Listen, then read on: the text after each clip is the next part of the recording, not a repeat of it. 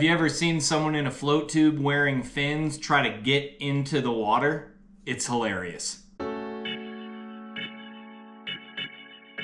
Hey, I'm Ben. I'm a huge fly fisherman, and today we're gonna talk about float tubes. Well, I'm gonna talk about float tubes. You're gonna sit there and listen. First, what is a float tube, or belly boat as they're sometimes called? Have you ever been tubing on a river? A float tube is a fancy version of one of those inner tubes that holds your cooler. It's an inner tube that you sit in and fish out of, and I'm just gonna say it right now, they all suck. How do you know that I'm qualified to make judgments on float tubes? Well, look, here is a picture of me in a float tube in like 1999, right after I invented them. I had like 4 or 5 different float tubes, and I fished out of them a lot because I'm stupid and it took me forever to realize how terrible they are. There are 2 styles of float tubes, round and U-shaped. The round ones are kind of like a big diaper if you're into that, and are almost impossible to get in and out of.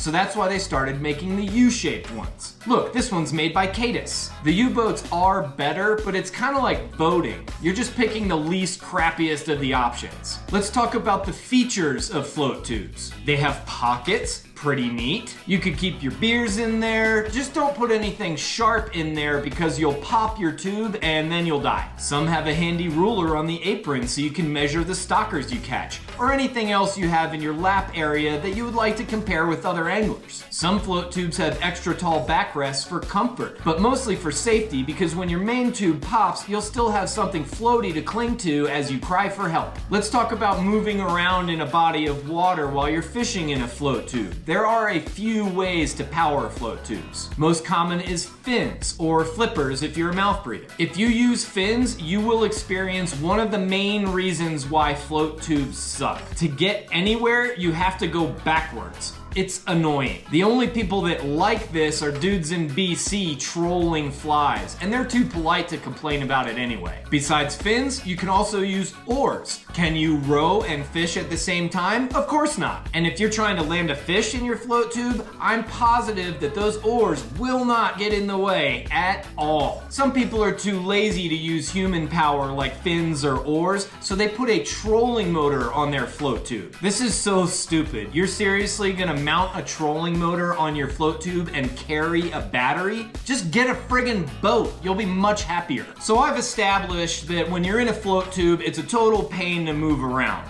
Well, just wait until you try to fish from one. First, the casting. Oh my God, what a terrible position to be in for distance casting. You are in the water. I'll give you 2 false casts before you're slapping the water behind you. Then after you make your bad cast, you have to strip your line in, but you have to do it like this because you're sitting in the water inside a tube. Your range of motion is a bit limited. I'll give you an actual pro tip right here. If you want to fish in a float tube, get one of these throwable PFDs and sit on it. It'll get you up a little bit higher, and it might save your life when you put a hook into your tube. So casting and fishing from a float tube sucks, but wait, that's not all. Everything is wet. You're in the water. It doesn't take long for everything to get soaked just from doing normal float tube stuff. And what happens after you get wet?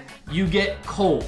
Then you get hypothermia, and then you die. Happens all the time. Oh, what about wind? The wind is gonna blow you around. That's fine. Just go with it. But when you wanna head home, you'll have to work against the wind to get back to your truck. So much fun. The best part is that you're facing backwards, so you can't even see where you're going. And if there's even just a little bit of chop on the water, all the better. Remember when I mentioned you'll be wet? Well, you're about to get a whole lot wetter. Just go over to shore and walk everything back to your truck. It's easier, especially with your tail tucked between your legs. Now that I've proven that float tubes are terrible for fishing, it would be irresponsible of me if I didn't offer a better solution. So I will. Well, you could fish from shore. There's a lot less BS to deal with there. Okay, so you want to be out in the lake. How about a canoe?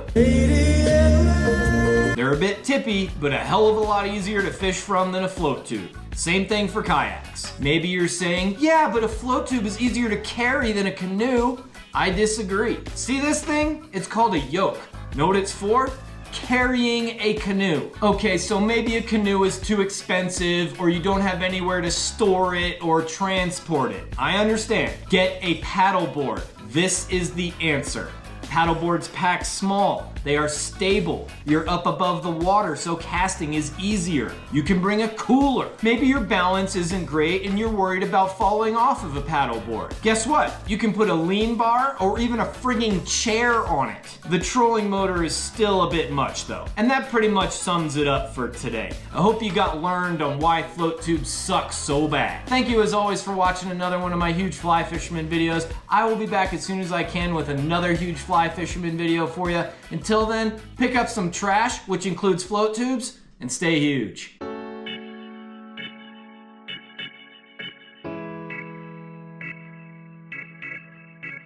I feel like that one flowed pretty quickly and well. It's easier when you're passionate about it.